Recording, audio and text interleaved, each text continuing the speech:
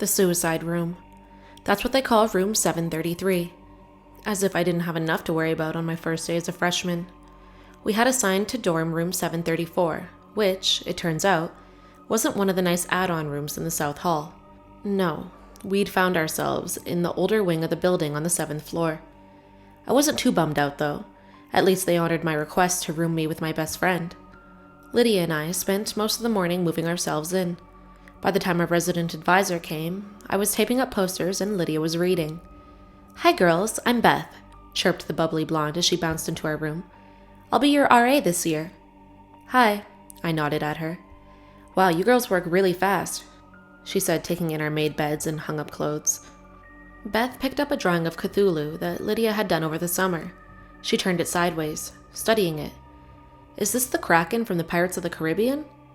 Lydia glared at her over the top of her book. "So, anyway," the RA continued, "I know our hall isn't as new as the South Hall, but trust me, there's a lot of history here. This building is almost 60 years old." "Yes, I can see that," I said, looking around. "The rooms are pretty small." "Well, they were smaller in the 50s, Beth shrugged. "Really?" Lydia said flatly. "Yep, really." Beth pursed her lips and just continued to stand there, while the room filled with awkward silence. "So," I said, "the corner room next to us, 733, is it? It looks a lot bigger than our room. Is anyone assigned to that room, or could we maybe—" "Oh, you don't want that room," Beth interrupted. "There are a couple of suicides in there. A hanging and a jumper, if I remember right. They're not assigning anyone to that room. Anyway, I'd just like to remind you that this is an all-girls floor and guys are not allowed up here after 11. Before we could reply to her, Beth clapped her hands and, with a quick, "Well, nice meeting you," she skipped out of the room. Lydia dropped her book on the bed and stared out into the hall. I hate her. Did you hear that bomb she fucking dropped? I'm going to call her dumb shit Beth. Lydia, seriously. Suicides? Oh, Becca, relax. Every college campus has a few suicides. Yeah, but in the same room? Lydia sighed. Really? Who cares? It's not our room. Yeah, I guess. I turned to study the little window in our room. Can you imagine climbing out of that tiny window and jumping? You'd be alive for at least 5 seconds before you hit the ground. Oh fuck, Becca, can you not? Lydia glanced at the window and visibly shuddered. You know I fucking hate heights, and just talking about that shit is raising my blood pressure. We could always move into the suicide room, I teased her. The one that has a window on each wall. Fuck you. Okay, but seriously, think about it. It would take a lot of commitment to squeeze out of that tiny window. Yeah, well, remember, people were apparently smaller back then, Lydia mumbled as she pushed her bed further away from the window. Since Lydia was an outgoing and friendly person, we made friends at lightning speed. There were a lot of parties in those first few weeks, at one of which Lydia inevitably met a guy. I'd known the girl since we were in diapers, so I fully anticipated her having a boyfriend by the end of September. His name was Mike, and he wasn't anything special. Just your standard frat pledge douche canoe. After a month on campus, the novelty of college started wearing off. Lydia and I found our stride, and we spent more weekends studying than drinking. Midterms were coming up in a few weeks, and I was determined to maintain a 4.0 GPA throughout my freshman year. One night in early October, I was awoken by a loud, grinding sound. I sat up in bed and strained to hear it again. Lydia was also wide awake and listening. Slam. What the fuck? She mouthed to me. It wasn't unusual for there to be noise in the hallways, since other people came in at all hours of the night. But this sound had definitely come from the next door, the corner room. Grind. Is that? Yeah, Lydia whispered. That's the window next door. At Lydia's insistence, we kept our window closed at all times. However, there was no mistaking the sound of the window in room 733 being opened and closed again at regular intervals. Slam. Who's in there? Lydia shrugged. Is someone fucking with us? Is this like initiation? Lydia raised her eyebrow at me. Initiation to what? I don't know, college? Maybe they're hazing the freshmen? Grind. It opened. Who is hazing freshmen? I shrugged. Slam. It shut. Becca, I love you, but that was fucking stupid. I threw a pillow at her. Well, whoever it is, go tell them to knock it the fuck off. Me? I'm not risking being thrown out a window. Grind. Well, I'm not doing it. I'm an art major. You're a political science major. You go lay down the law. Fuck that. Then call dumb shit Beth. Isn't this the kind of nonsense she should deal with? Slam. I'm not calling her. Don't you put that evil on me. Fine, Lydia whispered loudly. Then we'll just have to ignore it. I have class at 7:30, I whispered. Grind. Then do something. Ugh. I got out of bed and stomped to the window, threw it open dramatically, and went down the hall to pound on the door of room 733, which simply said, supply room. People are trying to sleep. Please fucking stop, I said when there was no answer. Slam. Dude, seriously? I sighed. I stepped back from the door and immediately noticed problem. Room 733 was padlocked shut from the outside. I hurried back to my room. What happened? Lydia asked. I'm not going anywhere near that fucking room again. It's locked from the outside. I don't know how anybody could go in there. So you're saying it's a spooky ghost? She laughed.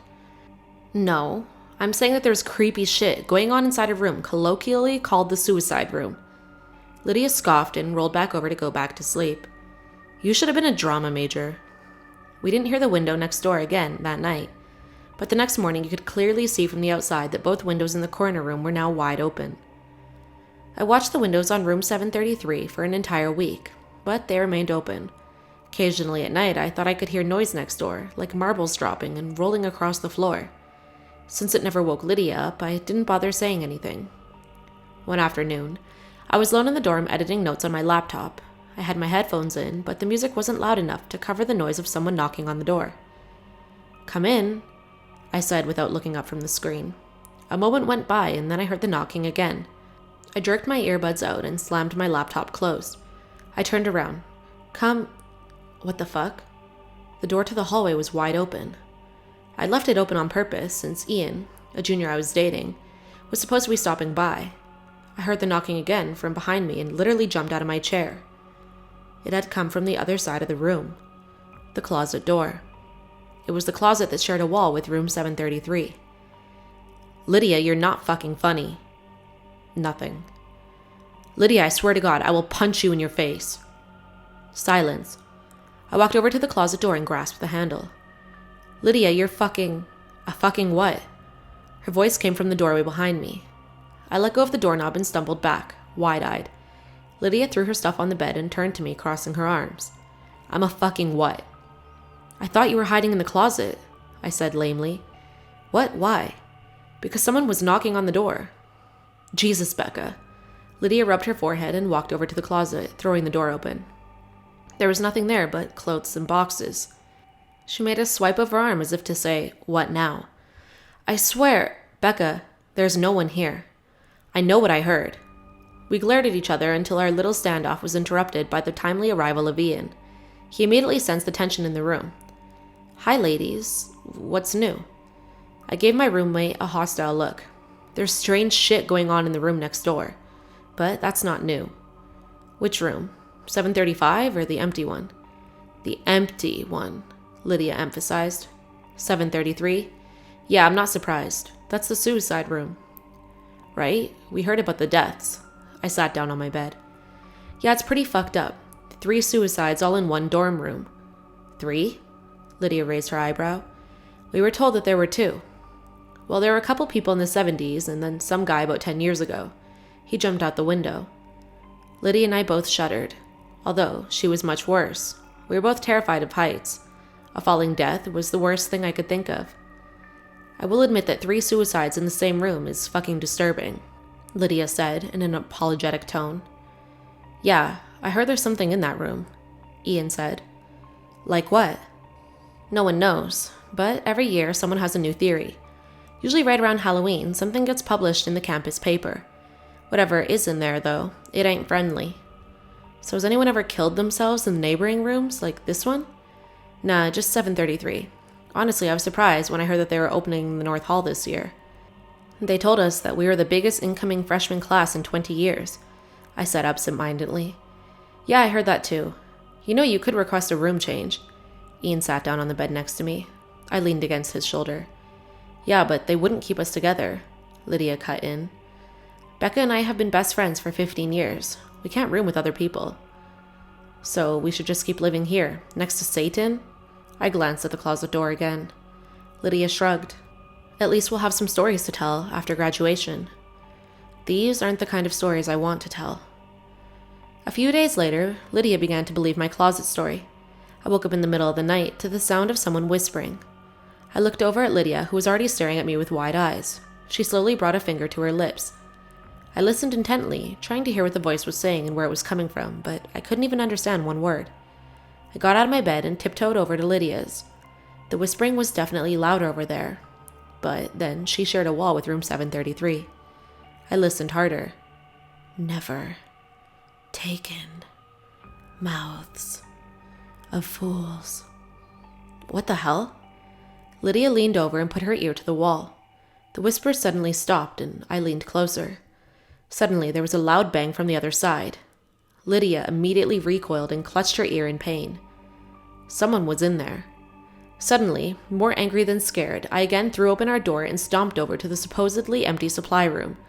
I banged on the door loudly, not caring who else I woke up at this point. Are you fucking kidding me? I yelled at the door. This shit isn't funny anymore. Come out of that fucking room, you asshole. Silence. And then the doorknob started to turn. I don't know what I expected to happen, but it wasn't that. I backed up so far from the door that I ran into the opposite wall. When the handle had turned all the way down, something started to push from the other side. The door groaned loudly, but the locks held. I held my breath until the pressure of the door subsided and the handle slowly returned to its normal position.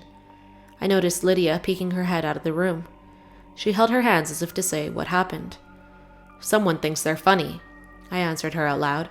She shook her head and disappeared back into our room. I knelt down on the floor and brought my head down to the carpet, peering under the door crack. It was the first time I had seen into the corner room. Room 733 was definitely a supply closet. There were chairs stacked along one wall and bed frames along the other. A few rotting mattresses were piled under one of the windows, and a thick layer of dust covered everything in the room.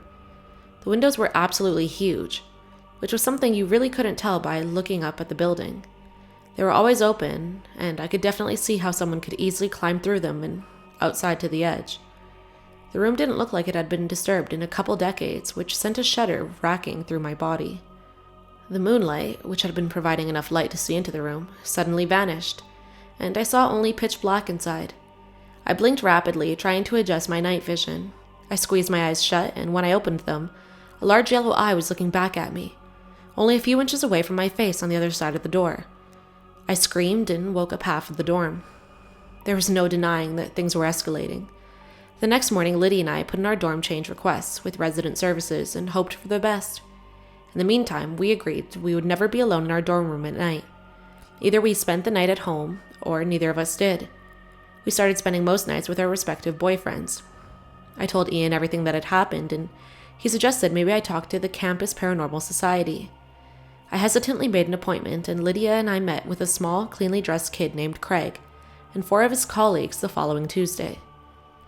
We told them everything we could remember, every incident, no matter how small.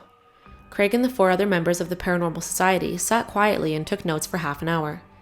It wasn't until we finished that anyone spoke. "Is that all?" Craig asked. "Yes," I said slowly. "Would you mind waiting out in the hall for a few minutes so I may confer with my colleagues?" "Sure." Lydia smiled indulgently and stood up. "Whatever you need." The door had barely shut behind us when Lydia snorted and rolled her eyes. "Let's go." "Go where?" I asked. "Are you serious?"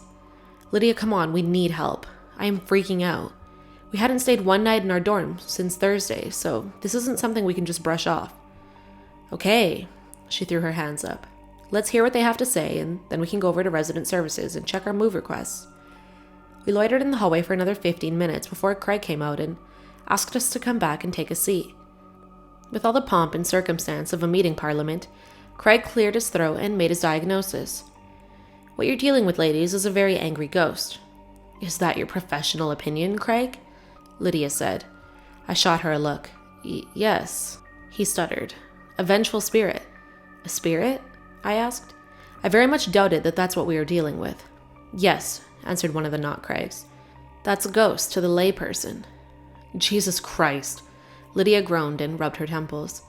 Mistaking Lydia's frustration with despair, Craig rushed right into his speech. Don't be afraid, ladies. We're going to take care of you. It's true that spirits can be quite a headache if you don't know exactly how to exorcise them, which is why it's good you came to us. Suicides almost result in angry ghosts. They need revenge. Revenge on whom? I asked. On other students. Perhaps this particular spirit was bullied into taking his own life and now seeks to torment others. Listen. We can take care of this for you right away. All we ask is a small donation to the society, Craig continued. We honestly didn't realize that room was having this much activity. It's really very exciting. Great, well, thank you for your time, Lydia said as she grabbed my hand and pulled me out of my chair. Do you want me to set up something for this weekend? Craig asked. Tell you what, we'll call you.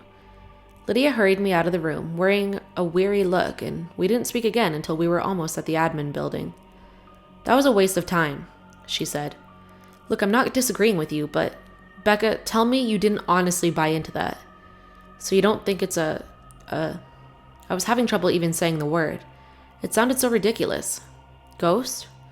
Well, I don't fucking know, but neither do they. That guy had no idea what the fuck he was talking about. I pulled my hood lower over my eyes as we stepped into line at the resident service desk. Let me put it this way, Lydia continued. They're playing Ghostbusters, and we're living the fucking Exorcist. Fine, I sighed. Then what do you want to do? Just keep sleeping at Mike and Ian's until we get reassigned? I just want this to end. Lydia crossed her arms and stared straight ahead. We all wanted this to end. Even if living next to that fucking room wasn't scary, it sure as hell was distracting. All right, well, I mean, we're probably safe during daylight hours, so as long as we don't spend nights there, we should be okay. Our room is only ghost adjacent after all, and our new assignments will come through soon. I checked my watch. Fuck, it's almost 2. Shit, really? I gotta go. Mike got accepted into Sigma Chi, and he's getting initiated today. Oh yeah, I forgot he got rushed. The girl at the desk waved us forward. I hadn't even realized we'd reached the front of the line. Let me know what they say, Lydia said as she ran out the door. The girl at the desk eyed me suspiciously as I approached. Hi, You're the girl trying to move out of 734 in Riley, aren't you? She caught me off guard. Yeah, I'm one of them. How'd you know? Sorry, I overheard you. I also saw your file across my desk a few days ago, and I gotta ask. Why are you looking to transfer rooms exactly? I was tired, I was beaten down, and I didn't have enough energy to think of a lie. Because shit is going on in the empty room next door, and it's really freaking us out. Noises, whispers, knocking. The other night I saw someone. You saw someone? Yeah, in room 733. Yeah, I looked under the door. There was definitely someone in there. The girl narrowed her eyes at me for a moment and then nodded for no particular reason. Well, your rooms aren't ready yet, but I pushed them through as a priority. For right now you're stuck, though. There isn't anywhere else we can put you. I sighed. I'd figured as much. I'm Alice, she continued. And look, I've actually done a lot of research on the Riley suicides, and I think I can help you, or at least offer some insight. Really? I asked hesitantly. Absolutely. I'm in Taylor Hall, room 310. I'll be back to my dorm by 4 today. Thanks. We just came from the Paranormal Society on campus. Ugh, say no more. Alice rolled her eyes. Yeah, so I'll definitely see you at 4. Great, Alice said and smiled. I was early to Taylor, but then so was she. I told our story for the second time that day, and Alice wasn't afraid to interrupt with questions, though her queries didn't betray her thoughts. When I was finished, she leaned back in her chair and sighed deeply. I can't believe it. She shook her head. I'd always heard rumors, but I honestly doubted any of it was true. I can assure you, everything I've told you is absolutely true. And how is it now, when you're there? We aren't even there at night, but during the day we've heard scratching on the wall. Really quiet whispering, and sometimes we still hear the window opening and closing, in broad fucking daylight. However, every time I look up from the street, the windows to 733 are open. Alice nodded. Well, for the record, I don't think you're in any danger. As much as it sucks, you guys are simply a casualty. You need to stay out of room 733. I snorted. Are you kidding me? I would never go in there. I believe that you believe that, but this thing, whatever it is, it's tricky, manipulative, a liar, and it's smarter than you. I'll try not to be offended by that. You shouldn't be. What do you think it is? Something very old and very evil. I regarded her skeptically, then let my eyes wander around the room. I hadn't really noticed the decor before, but to say Alice had an interest in the occult was an understatement. I can't see any situation where I'd be compelled to enter that room. I know, but you have to be prepared that there may come a time when you have to make a decision about entering that room. Because what you're dealing with, it's already killed 5 people. 5? I thought it was 3. Yeah, well, not everyone is inclined to do a level of research that I do. Let's see. There was Ellen Burnham in 1961. She jumped out of the window. She was the very first. And then Tads Collinsworth in 1968. He jumped too. Melissa Gregg in 1975. She hung herself. Erin Murphy in 1979. She jumped. And then Eric Doudston in 1992. He hung himself. 5 suicides? How could the university still let people live in there? They don't, apparently. That's why it's a supply room. And back then? Well, every few years, once everyone who would remember had graduated, the room would be reassigned. This was before the internet, and the incoming freshmen were clueless. But after that last one, Eric Doudston, they closed the entire north hall of the 7th floor and built more rooms onto the south hall. So what does it want? Alice shrugged. Chaos, death, souls? Who knows? No one even knows what it is. So what do we know? We know that it's somehow bound to that room, and though it seems to have minimal influence just outside of it. We know that everyone who ever died in there was alone at the time. And we know that it's a trickster. That's what we know. It wasn't enough. Why do you think they do it? I asked quietly. The victims? I nodded. All I know is what's rumored to be in the evidence files. All suicides were found with pictures or writings that were considered unspeakable at the time. They contained horrible, evil things that would make you physically sick to read or see, they say. And these people, they drew them, they wrote all that stuff? Yep. Whatever is in that room drove them mad. That's fucking terrifying. Have you guys considered getting somebody to bless the room? Jesus. Well, you'll have a hard time getting him, but perhaps some sort of holy person. No, I mean Jesus. You're talking about an exorcism. Alice shrugged. Maybe. The rumor in the 70s was that this all started with a Ouija board game gone wrong in 1961. Really? That shit's made by Hasbro. Not in the 60s it wasn't. Anyway, it's just a rumor. The only person on campus who would know is Tom Moen, an admin. I've tried to talk to him before, but he refuses to see me. Did he go here in 1961? Yes, and he was staying in Riley. We need to talk to him. I need to know what the fuck is happening, or I won't be able to live the rest of my life as a well-adjusted person. I suppose we can try to chase him down on campus. Can we talk to him tomorrow? We can try. Mr. Moen wouldn't see us that day or the next. We tried to catch him on his lunch hour and then again while he was leaving work, but he got around us every time. It was soon clear that the old man was actively avoiding us. Liddy and I had seen little of each other since we'd continued to sleep in other dorms. I went back to our room twice a day, once in the morning and once in the afternoon. Usually the other room was silent, but that didn't make me feel better. I could always sense something on the other side of the wall, somehow watching me. It felt like the calm before the storm. The Thursday before Halloween, I came back to the dorm to shower in the evening, much later than usual. I'd seen Lydia that afternoon, and she'd informed me that she'd got enough clothes stored at Mike's to last until graduation, so I knew I'd be there alone. I showered down the hall in safety of the bathrooms and then walked back to my room to change. I was supposed to meet Ian in half an hour to head out to a party, and I wanted to get out of here as quickly as possible.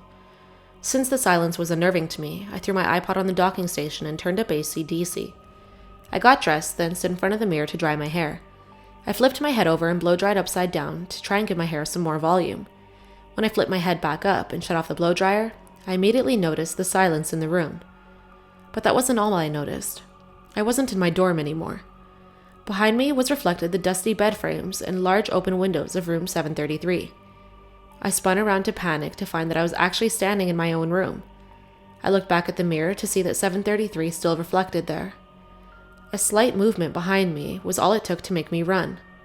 I grabbed the purse and fled from my room, slamming the door behind me. On the elevator ride, I called Alice.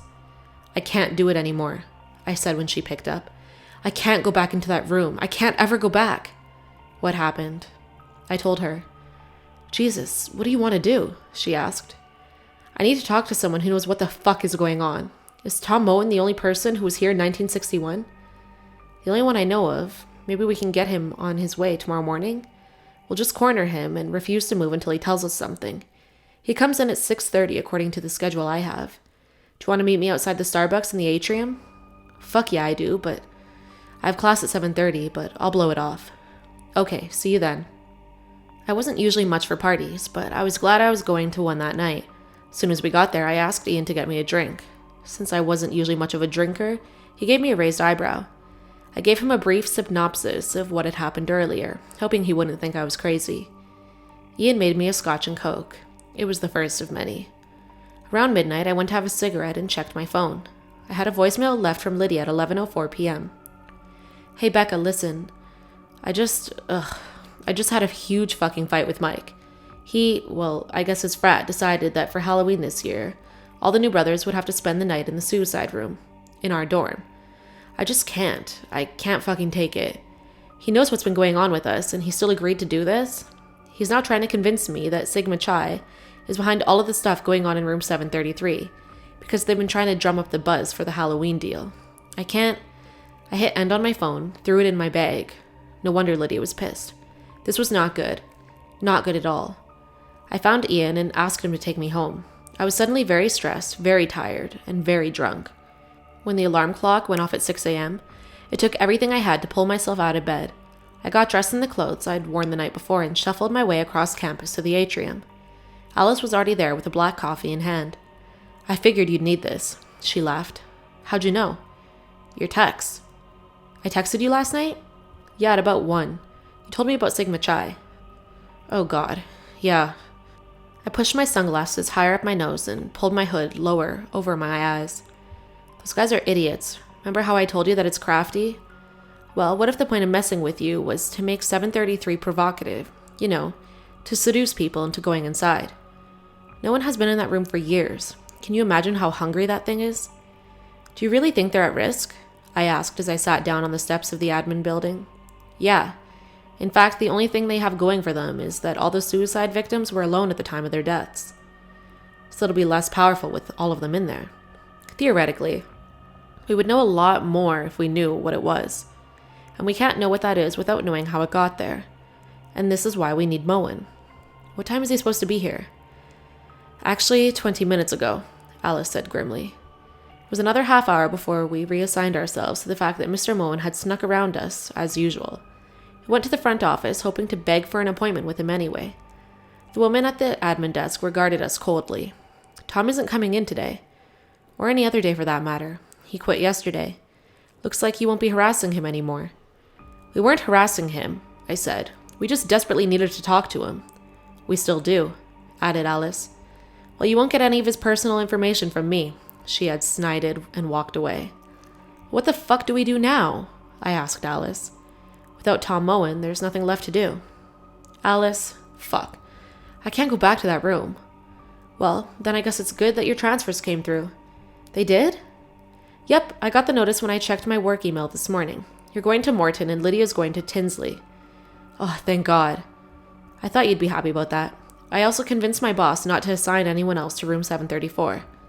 Thank fuck. The only thing is, you won't be able to move until Monday. I can last through the weekend, especially now that the end is in sight. I have to tell Lydia. I opened my phone to pull up Lydia's number, but my attention was caught by the red 1 badge over the voicemail logo. I hit play and it was the rest of the message from last night. Even look at his dumb fucking face anymore, so I'm going to head home. Don't worry about me, I'll be okay. I'm drunk enough to sleep through any bullshit from next door. I'm just so fucking pissed off right now, I would honestly rather deal with dumb shit Beth than Michael my parents must be siblings because I'm not fucking retarded Benson. Let's hang out tomorrow. Love ya. The message ended. God damn it. Alice gave me a questioning look. Lydia spent the night in our dorm. Alice cringed. She's safe though, right? As long as she doesn't go into 733. She won't. I thought of the always large open windows of the corner room. If nothing else, the mere thought of those would keep Lydia the hell out of that room. Well, good. Since we have nothing else to do now, do you want to go look for theology books in the library? It's pretty much the only thing open right now. Sure. I shrugged. I didn't have another class until 10. The little old lady who sat behind the library checkout desk must have been 1,000 years old. Miss Stapley's eyes were small and watery, and her skin looked like it was melting off of her skull. Still, she was nice and knowledgeable, and she sent us in the right direction for books on demonology, though she gave a curious look as she did. There wasn't much. We read everything we could, but it either wasn't relevant or wasn't in English. We returned to her desk 30 minutes later. Do you have anything on the occult? The occult? Her voice trailed off. Yes, I do. Over there to the left of the reference section. Okay, thanks. Sorry. I'm too hungover to use the Dewey Decimal System, I said. I don't think she likes the looks of us, Alice whispered as we walked away. Our look or our subject matter? Probably neither. Within the hour, we were back up at our desk, having struck out again. We could tell she was getting annoyed, as she narrowed her eyes suspiciously as we approached. Sorry, do you know where we could find something on seances or Ouija boards or... Now listen, girls. Miss Stapley stood up from her desk and looked over her glasses at us. I really hope that this is for class. It is, I said. It's not, Alice answered simultaneously. It's personal research. Research? What kind of research? Look, we're not going to mess with a Ouija board or anything, I said. Good. Miss Stapley smoothed her pleated pants and sat back down. Because I can't have that sort of thing going on here again. Again? Alice latched on. The older woman suddenly looked very uncomfortable and started fidgeting with a stack of books on her desk. We may have something on seances and... Miss Stapley, we're researching what happened in Riley in 1961, Alice interrupted. And also what's been happening there ever since. Well, it's no secret, is it? A student committed suicide in that room. Dreadful, but not unheard of on a university campus. 5 students, I corrected her. But you know that, right? Alice was suddenly talking very fast. Because you sound like you're well versed in this story. Please, tell us how this started and we might be able to end it. End it? Miss Stapley's voice became quieter but more concentrated. Don't be so arrogant, young lady. You can't end it. People have always died in that room and they always will. There's no end to it, so you best stay far away from it. But maybe we knew if how this all started, it was just as you think it did. But everyone that was involved is either very old or very dead by now. Just stay away from that room. Concentrate on your studies. I leaned over her desk. Well, I'd love to, but they assigned my friend and me to the room next door. Maybe you can forget about all the suicides, but we can't. It won't fucking let us. Young lady, I never forget. Miss Stapley's voice was even quieter now. My friend Ellen was the very first to be killed in that room. She was my very best friend, and not a night goes by where I don't imagine her wiggling out of that tiny window, standing upon the cold ledge in her bare feet and jumping off the 7th floor of that building. Alice sighed. I'm really sorry, I didn't know. Yes, well, these are old wounds, my dear. Now, girls, I suggest you request a room assignment immediately. No one should be living on the 7th floor of that building, and that's all I'm going to tell you about it. Alice sighed, but resigned herself to a nod. We wouldn't learn anything more here. Still, it was quite a breakthrough. At least we had some new information now. Alice walked away, and I made to follow her, but my feet wouldn't move. Something was bothering me.